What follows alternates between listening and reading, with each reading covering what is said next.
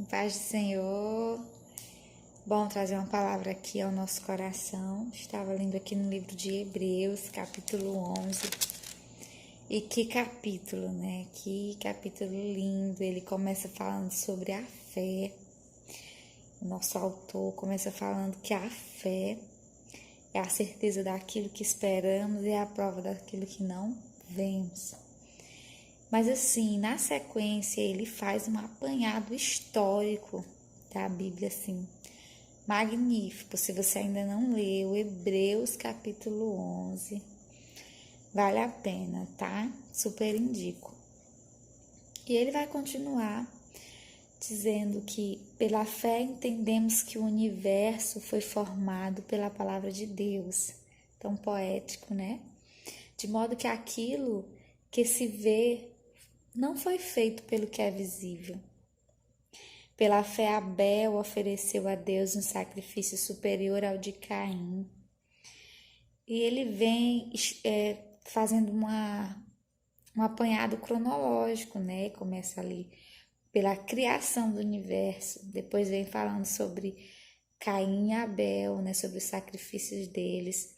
Aí vem falar que pela fé Enoque foi arrebatado, de modo que não experimentou a morte e o seu corpo nunca foi encontrado, porque Deus o arrebatou. Aí vem dizer no versículo 6 que sem fé é impossível agradar a Deus, pois quem dele se aproxima precisa crer que ele existe e que recompensa aqueles que o buscam. Receba essa palavra e ore para que Deus te dê fé, porque até a fé que nós temos vem dele. E ele continua, chega em Noé, ele fala pela fé Noé, quando avisado a respeito das coisas que ainda vinham, movido por santo temor, construiu uma arca para salvar sua família. Depois ele vem falar de Abraão. Pela fé, Abraão, quando chamado, obedeceu e dirigiu-se a um lugar que mais tarde receberia como herança. E ele fala bastante sobre Abraão, né? Acho que talvez até por isso Abraão seja chamado de nosso pai na fé, porque ele tem um histórico de fé muito bonito, né? Abraão foi um exemplo no quesito fé. E aí vem falar que Abraão e também a própria Sara, apesar de ser estéril, avançada em idade, recebeu poder para gerar um filho, porque considerou fiel aquele que lhe havia feito a promessa. Glória a Deus. Mais na frente um pouquinho, no versículo 17, vai dizer que pela fé, Abraão, quando Deus o pôs à prova, ofereceu Isaque em sacrifício.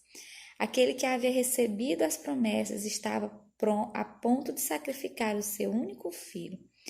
Embora Deus lhe tivesse dito, por meio de Isaque, a sua descendência será considerada. Mas Abraão levou em conta que Deus pode ressuscitar os mortos.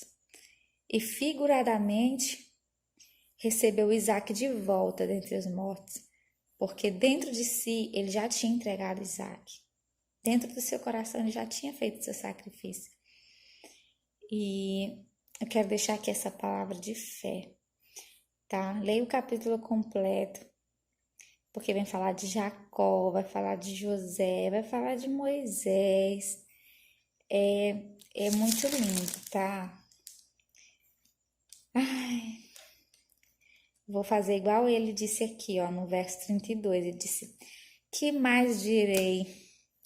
Não tenho tempo para falar de Gideão, Baraque, Sansão, Jefté, Davi, Samuel e os profetas, os quais pela fé conquistaram reinos, praticaram a justiça, alcançaram o cumprimento da promessa, fecharam a boca dos leões, apagaram o poder do fogo e escaparam do fio da espada, da fraqueza tiraram forças, tornaram-se poderosos na batalha e puseram em fuga o exército dos estranhos.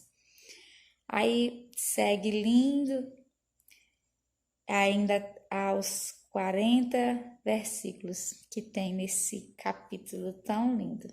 Então, fica essa dica de leitura e também de vida, que nós possamos viver assim, viver pela fé, acreditando que Deus, Ele é Deus para nos livrar da cova dos leões, mas também é Deus